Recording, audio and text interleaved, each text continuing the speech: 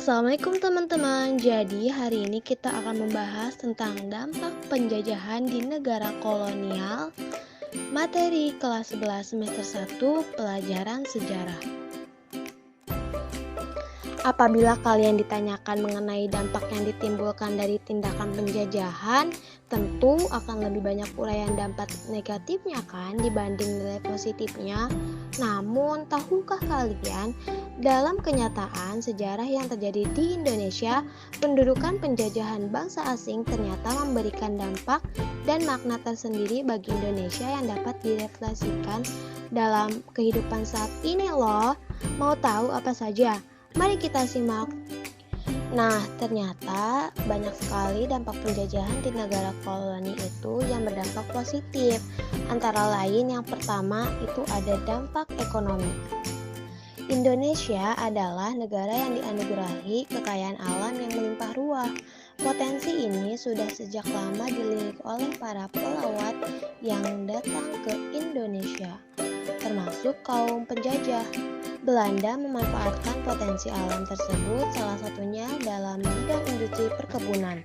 Kehadiran Belanda di Nusantara dimulai dengan pembentukan VOC yang dalam perkembangannya berhasil mengembangkan usaha berupa perkebunan komoditas baru yang dianggap memiliki prospek yang bagus, diantaranya kopi dan tebu.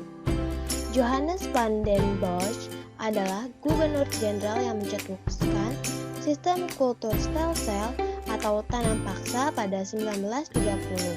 Petani diwajibkan untuk menanam komoditas yang sesuai permintaan pemerintah di tanah milik mereka sendiri, diantaranya kopi, tembakau, tebu, teh, lada, kayu manis, dan kina. Di samping memiliki dampak yang sangat memberatkan rakyat di Indonesia, sistem tanam paksa nyatanya memiliki dampak positif terhadap perkembangan aspek perkebunan di Indonesia. Antara lainnya adalah yang pertama, beberapa komoditas ekspor diperkenalkan dan mengalami perluasan, yakni kopi, teh, kayu manis, dan lada yang ditanam di lahan hak milik rakyat. Yang kedua, jumlah produksi dan ekspor tanaman perkebunan semakin meningkat. Dan yang ketiga, dengan masuknya pengetahuan dan alat perkebunan dari barat, petani dapat menguasai teknologi budidaya tanaman baru. Dan yang terakhir, setelah sebelumnya menanam dan menjual hasil perkebunan dengan cara konvensional, dengan sistem ini, masyarakat dapat mengenal sistem perkebunan yang lebih komersial. Yang kedua, dampak urbanisasi dan pertumbuhan kota. Urbanisasi sendiri adalah pergeseran populasi dari daerah pedesaan ke perkotaan.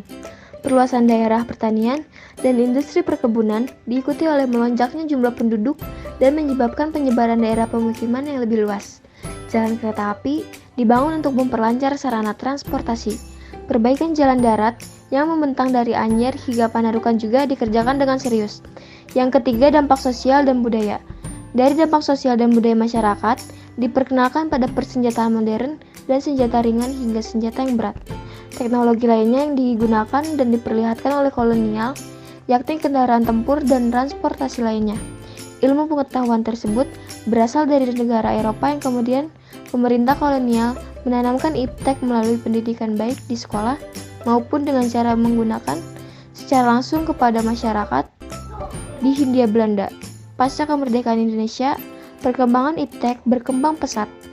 Jejak iptek di Indonesia yang didapatkan dari masa kolonial memudahkan masyarakat dalam melakukan aktivitas sehari-hari, sebut saja transportasi darat seperti kereta api yang telah dikenalkan pemerintah kolonial pada abad ke-9.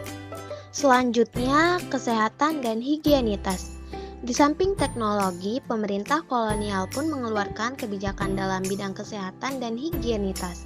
Awalnya, pelayanan kesehatan kolonial pada awal abad ke-20 memang sangat diskriminatif karena hanya sebagian kecil dari rakyat di bumi yang mendapatkan akses pelayanan kesehatan ini. Namun, pemerintah kolonial mengeluarkan kebijakan untuk memfasilitasi pendidikan bagi para tenaga medis melalui pelatihan bidan atau dukun bayi.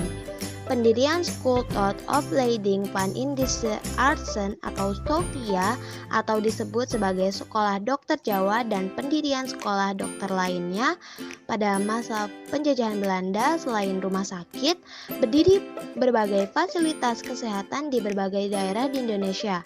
Sebut saja laboratorium penelitian di Batavia yang berdiri tahun 188 yang berdiri juga di Bandung, Medan, Makassar, Surabaya, dan Yogyakarta. Lalu yang keempat, mobilitas sosial. Pada masa kolonial Belanda, mobilitas sosial atau perpindahan penduduk dari satu daerah ke daerah lainnya berjalan sangat cepat. Terdapat beberapa hal yang membuat percepatan mobilitas sosial terjadi di Indonesia, yakni yang pertama, karena pembangunan sarana dan jaringan infrastruktur transportasi diantaranya jalan kereta api, jalan raya, sarana dan prasarana pelabuhan. Hal ini bertujuan untuk menunjang kegiatan pengangkutan barang serta tenaga kerja perkebunan dari satu tempat ke tempat yang lain. Yang kedua, karena dibukanya lahan pertanian dan perkebunan memunculkan kota-kota baru sebagai dampak munculnya perkebunan di Batavia, Banten, Bandung, Sukabumi, Tuban, Gresik, Semarang, Surabaya, hingga Malang. Namun sayangnya, mobilitas dari para pekerja Indonesia dibayarkan dengan upah yang sangat murah. Agar tidak melepaskan pekerjaannya, para penguasa perkebunan mengikat mereka dengan kuli ordinanti atau peraturan tentang kuli kontrak yang disertai ponel sentesi atau pemberian hukuman bagi pekerja yang tidak mau bekerja dan meninggalkan. Yang kelima adalah munculnya sentimen rasial. Munculnya sentimen rasial pernah terjadi pada masa penjajahan kolonial Belanda loh. Bahkan, masalah rasisme diatur melalui kebijakan yang dikeluarkan oleh para pemerintah Belanda. Dengan sengaja, pemerintah kolonial Belanda membeda-bedakan golongan berdasarkan ras. Kebijakan itu semakin tegas sejak awal abad ke-19, yang mana pemerintah Hindia Belanda membagi penduduk menjadi 3 golongan, yakni yang pertama golongan Eropa sebagai golongan pertama atau yang tertinggi, yang kedua golongan Timur asing yang terdiri dari Cina, Arab, India, dan negara lainnya sebagai kelas 2, dan yang terakhir adalah golongan pribumi sebagai kelas ketiga atau golongan terendah. Berbeda dengan cara orang pribumi, sekalipun golongan Cina diperlakukan secara rasialis, mereka lebih makmur dibandingkan pribumi di bawah kekuasaan kolonial. Penyebabnya adalah sejak masa VOC, hak-hak milik mereka dilindungi secara hukum barat karena orang Cina dapat dimanfaatkan dalam posisi perekonomian seperti halnya menjadi pedagang perantara atau pengawas antara koloni dengan pribumi. Jangan sampai kita melestarikan warisan dari sentimen rasial itu ya. Yang terakhir, dampak politik. Memasuki abad ke-20, Belanda menerapkan kebijakan politik etis atau politik balas budi. Pada 1901, untuk memperbaiki pendidikan di Indonesia, perkembangan inilah yang kemudian melahirkan golongan cendekiawan. Untuk melawan penjajah, bangsa Indonesia menyadari bahwa rakyat harus bersatu untuk perjuangan yang bersifat nasional. Inilah yang dikenal sebagai masa pergerakan nasional.